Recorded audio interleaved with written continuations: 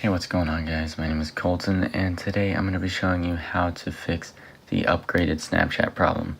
So, like many of you, I got my Snapchat updated. As you can see, it's the new update, and everything is just different. My problem is I left auto update on, so now, as you can see, I've got this new version of Snapchat where they completely change everything about it, and in this video I'm going to show you how to get back to the version before this. It's really simple. All you gotta do is hold down Snapchat and click delete. You're gonna delete the app, and you're gonna go back to the App Store and reinstall Snapchat.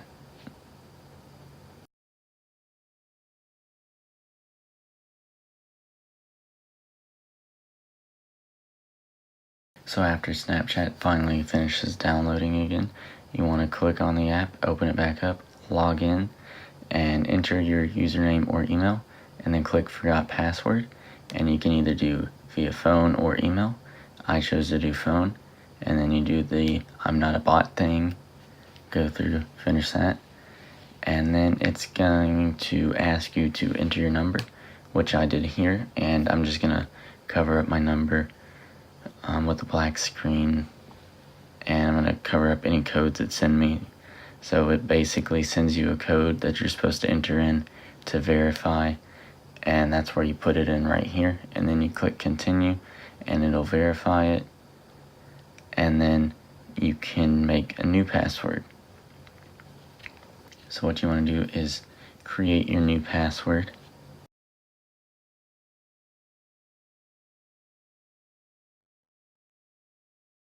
And then your password should be ready, and then you just want to click that back arrow, and you want to log in and use your email or username and that password that you just created, and log back into Snapchat.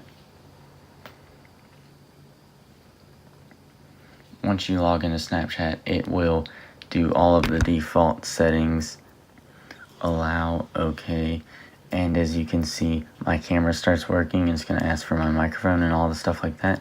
And now we have the regular Snapchat back normal.